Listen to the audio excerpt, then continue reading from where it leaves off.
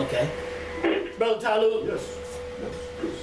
what is your perspective on why more African Americans have not spoken out any way they can? I haven't heard much of it. Well, Have you? No. Okay. Black Americans are just people who are just engulfed in immense fear. I mean, it's fear that goes back several hundred years. Okay. It's the same fear of being on the open seas, bound and chained in the hull of ships. That same fear is what we are witnessing in Black Americans today. Mm-hmm. Okay, it's a subtle, deep abyss fear. You know, the fear of displeasing white Americans. Mm-hmm. The fear of using words and ideals and concepts that they don't approve of. Mm-hmm. The fear that if you talk hard about the white male, then you're talking hard about us. Mm-hmm. We're talking hard about master, then you're gonna get us all in trouble. Talking hard. Fear. Yeah, talking hard and tough. Right. That fear. But If you talk hard about him, you're gonna get hung. Okay. They're gonna come get you. Well, let me ask you a follow-up question Yeah, then. sure. And I'm coming to you, Omar. Are we afraid right here on this panel to talk hard about massa? No. This is a totally different world. Okay. Let me just finish this Okay, up. go ahead. See, this fear is innate. Okay, it's beaten into us. For decades and centuries, we get punished. Yes. See, if you say Yes. if you say what a man would ordinarily say, there's a punishment coming to you. You may get fired on your job. Yes. Your wife might get fired. Your car might get repossessed. See, we also attribute bad luck to talking about white people when they're wrong. Mm-hmm. See, when they're wrong, we believe that if you point out their wrongdoing, somehow you're going to get punished, and it's bad luck. Mm-hmm.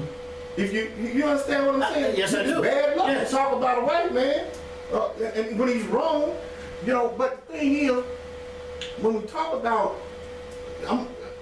when I get back to the game. Yeah, come on.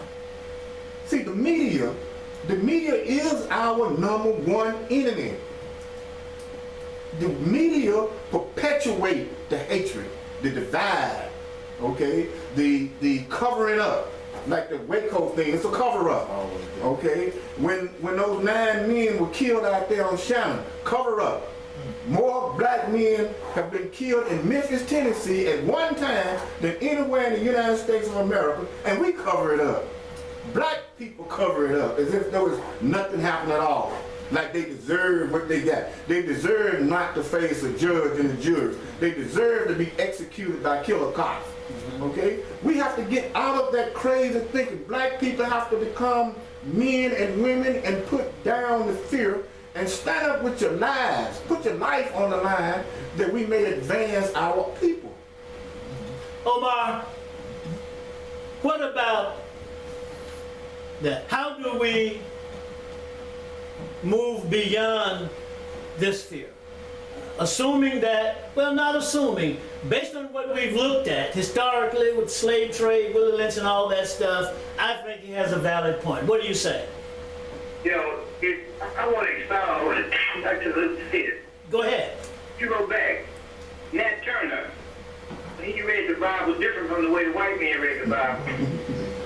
And he went out killing white folks and cutting white throats. They took Nat Turner and his followers and they assassinated them. They butchered them. Mm-hmm. When Marcus Garvey rose people up all over America, all over the earth, nearly 1 million followers, they trumped up charges against Marcus Garvey, and then after he served time in the federal prison, they said if you want to get out, you have to be deported, and he had to leave America. Mm-hmm. And the movement was broken up.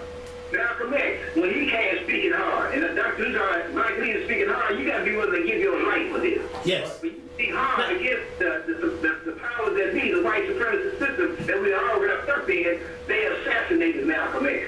They killed Dr. Betty Shabazz. They killed Malcolm X's grandson. They were trying to entrap his daughter, Kobita Shabazz. Mm-hmm. They killed Dr. King the same way when Vietnam. Anytime you get people conscious and they start trying to wake up other people, then the white folks got some death for you. You have got to be willing to put your life on the line to raise your people to a level of consciousness so they can do something about this situation. Right. White people got you asleep, they want to keep you asleep. Anybody try to disturb the sleep, the white folks gonna get you. And that's a fact. You got to be ready to get them back. Okay. So Omar, I take it that you're talking about white supremacists / government. In terms of the opposing forces, look like twins. Right. Now, and you've heard some African Americans say, oh, I don't look at roots. Oh, I can't look at the history, the story of the Book of the Negroes. Oh, I don't look at that stuff. Is that some kind of fear, or that some kind of emotional blockage by which we African Americans are afraid to face the truth and confront it and do something about it, as in what the two of you just expounded on in terms of that fear and being willing to fight for your freedom and give your life? Is that what that is? Come on, Omar. It's something called cognitive dissonance. Because it disturbs what you feel and how you see the world. And it actually commands you to do something about what you see. White folks don't like to look at roots either. But the Jews make you look at their Holocaust. What is that again? Cognitive what? Like, oh, that was back then. That was back then for the Jews. They make you remember it every year. They have something on television every year because they control the media. They want you to know what happened to them. Yes.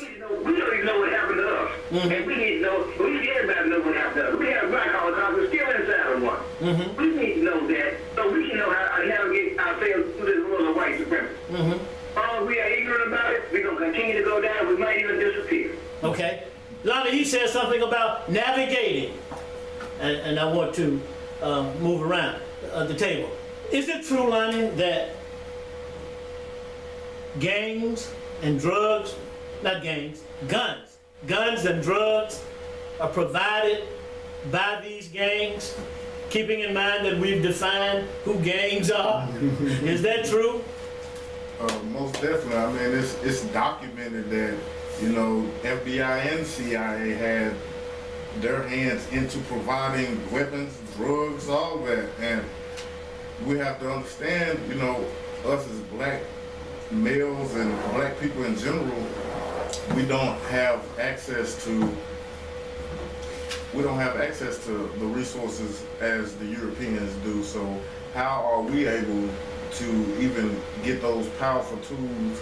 You know, like the brother said, this media is our #1 enemy, even going back to the 1920s and doing the race riots and all that, you know, different examples of how, you know, trumped up charges against a black man, accused of any rape or murder, and then you have the media exploiting that, saying, hey, this black man did this, this black man did that, and here you have a mob, which the federal government at that time, they didn't show no aid to our black, you know, people. So, you know, it's like they allowed, probably was, you know, the same government officials, you know, probably was in the Klan or in the mob themselves. Absolutely. So they allowed those attacks to go on to enforce that inferiority complex that we already had, and that they, you know, continue to push up on us. So,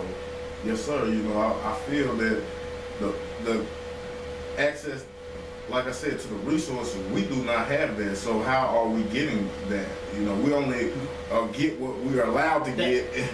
And, you know, so that's a great question. Jeffrey, Talu said something about these African American gangs are not big time, real big time gangs. They're just little offshoots.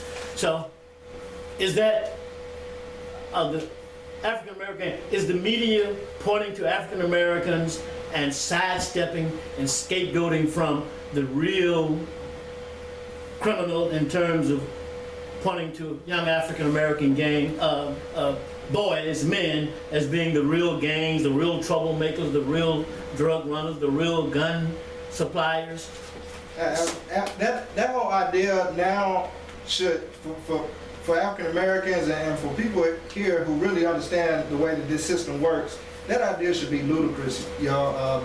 That it's just African American youth You know, why is it the first time that when we hear a public official or somebody in the Senate or the House of Representatives or mayor talk about gangs, we have people in our community, and also you already expected people in the white community, the first thing that you think about is African American youth. But as far as my research, when I was looking up the topic, I came across an article where it talked about 10 of the most dangerous gangs in America. I'll just go through a list of the names. It was 10 of them. One of them I'll probably have a hard time. Well, it's MS-13. This is a Mexican gang, and it's all over the United States. The Latin Kings, mostly in Chicago, another Mexican gang. Crips out of Los Angeles, all over the United States. The 18th Street Gang. This is also a Los Angeles gang. Hell's Angels, a motorcycle gang. The Bloods of California. The Mongols of Southern California, they're also a Mexican gang with Europeans and Australians. Nuestra Familia, a Mexican gang. Mexican Mafia. But what I'm trying to say here is out of these 10 gangs, only 2 of these are African American gangs, the Bloods and the Crips. Another article I came across of the FBI. They stated it's anywhere from 25,000 to 33,000 different gangs in the United States. And there are 1.4 million members that they estimate. They did an estimation of how many gang members are in the Crips, just one of the gangs, roughly about 25 to 30,000 members. So that's one of the largest scale or one of the most populated gangs in the African American community. You got maybe 3 or 4 other major gangs in the African American community, along with the Bloods, the Crips, the Vice Lords, Gangster Disciples. Of course, when I say African American, they may be predominantly African American, but there are also people of other ethnicities in these gangs as well. But there's anywhere between maybe 100,000, maybe to 175,000 African American gang members in the United States, and that's a very small proportion of gang members in the United States. So they blow us out of proportion, and really most of the other gangs, they're European. You know? We've got a caller on the line, is that right, Isaac? Yes. Go ahead, caller. Badali, are you there? Yeah, this is Badali, yes. Come on, Fodali. Brother Fodali, How you y'all. doing? How you doing? Fantastic, Everything great. all right? Yes, sir. Okay, I just let you want to put the experience in terms of talking about gangs or organizations. I'm giving you an experience. This is a historical experience. All right. This is my personal historical experience. I moved to Oakland, California in 1985. And as I was going to Oakland, there was a news flash from Oakland where a brother named Felix Mitchell had a funeral. Felix Mitchell was a certain member of what a so-called gang in Oakland, a drug gang. He was he was killed in Leavenworth, and they had a funeral, and the people were piled up on the streets of Oakland. It was like on CBS, I was looking at a flash. When I went to Oakland to organize in the community as a part of the African People Social Project at the Uhuru House. And one day I had to go to speak in Huey T. Newton's brother's classroom at Merritt College about the movement. And his brother Melvin, who was also a member, one of the founding members of the Black Panther Party, gave me a ride back to the Uhuru House. And we were talking about Huey, and when Huey came back, when Huey came back from Cuba. That was in 1977. Remember, I know history. Huey had to flee in 1974, and he went to Cuba behind some kind of accusation of a 17-year-old girl that was killed in off the streets of Oakland. They accused Huey of killing the girl. And eventually, he was exonerated. He came back in 77. When he came back, when he left, the Black Panther Party basically was a virtual organization, had certain control in terms of the community. When he came back, the gang members, the leaders of the 4 gangs, one of which Felix Mitchell was part of, told that Huey, before you left, we got you had this town. Now we got it. Okay. 3 years later,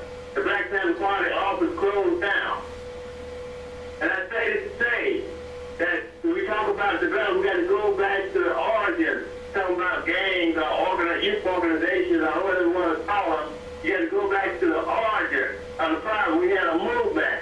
The movement was defeated. The Black Panther Party and other black movements, the Black Power movement was defeated. And the Black Panther Party was the leadership of much of the youth in the country. And then the youth were put in prison. They were shot down. They were killed. It participated in organizations. This led for law enforcement to be able to set up operations for, for gangs, for people who didn't have any interest in the community. But the gangs still had to pay homage to the community. And the reason they had all this power for Felix Mitchell was giving some things, to the community, some goodies and things to the community, giving back for whatever.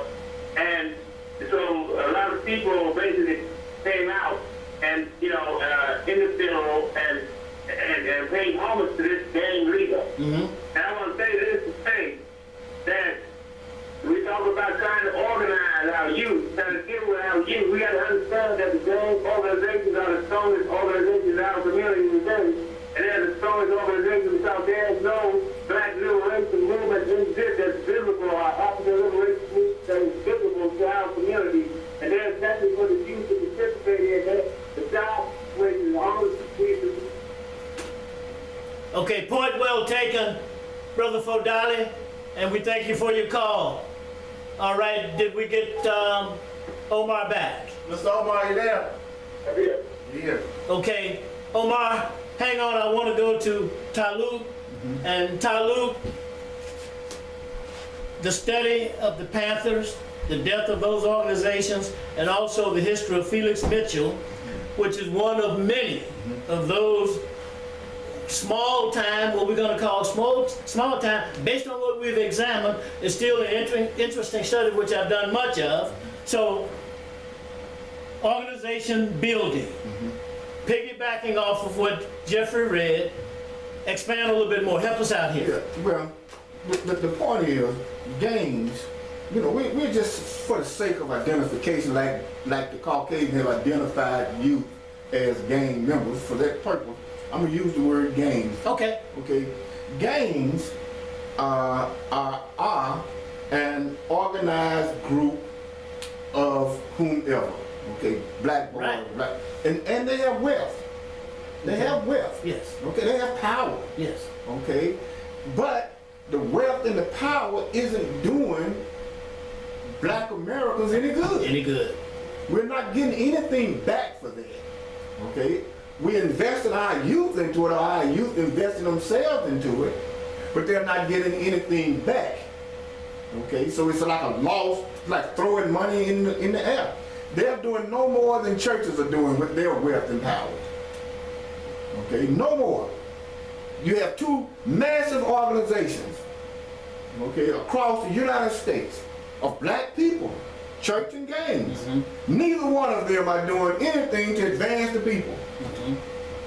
They're making rich the foreman, as one of the definitions say. The foreman is getting rich and richer, but the people aren't getting anything back in return. Now, we know historically there have been gangs from the beginning, all the way back to 1492. Right. We know it's been gangs. Right. The gangs are real now. Yes. Okay, because they terrorizing, killing, and warring, and doing everything around the world. They're real. Okay, we know that. But at some point in time, gangs need to make a transition.